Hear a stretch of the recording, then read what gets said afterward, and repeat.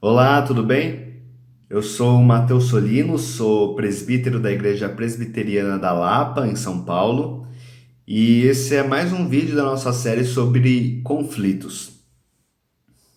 Nós já vimos que os conflitos são inevitáveis, que o nosso pecado gera conflitos e que, mesmo em situações ruins e adversas, nós somos chamados por Deus para ser instrumentos dele, para sermos canais de graça, bênção, perdão, que nós não devemos fugir da responsabilidade, mas devemos buscar ativamente a resolução do conflito. Não importa se fomos ofendidos por alguém ou se nós mesmos ofendemos outras pessoas, nós devemos buscar a resolução. E o primeiro passo para buscar a resolução é olhar para si mesmo. Nós vimos que nós devemos, primeiro de tudo, reconhecer o nosso pecado, achar qual foi a nossa responsabilidade que causou ou que contribuiu para o conflito.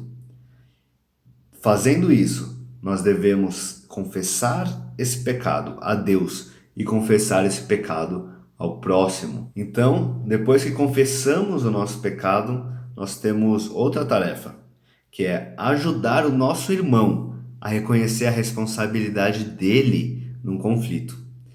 Isso pode ser difícil. Nós vivemos hoje numa sociedade muito individualista. Cada um resolve seus problemas, não se mete na vida de ninguém. Esse é o pensamento do mundo, mas não é o que a Bíblia nos ensina. A Bíblia nos ensina que, como igreja, nós devemos nos aconselhar, nós devemos nos perdoar, nós devemos nos ajudar, nos incentivar no crescimento da fé. É com esse propósito que Jesus nos ensina em Mateus 18:15. Se teu irmão pecar contra ti, vai arguí-lo entre ti e ele só. Se ele te ouvir, ganhaste a teu irmão. Esse é o objetivo da conversa. Claro que deve ser depois de você reconhecer o seu pecado. Lembre-se que nós devemos primeiro ver a trave no nosso olho. Depois de confessar o nosso pecado, nós devemos buscar o nosso irmão, se ele não reconhecer o pecado dele também. Isso, obviamente, não é feito de qualquer maneira.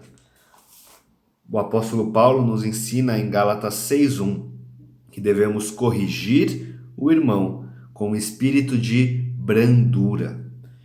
Então, devemos buscar o nosso irmão depois de orar bastante, de pedir a Deus um espírito de brandura, pedir a Deus mansidão, paciência e que seja uma conversa de muita graça, que seja uma correção construtiva, com esse objetivo mesmo, de resgatar o irmão.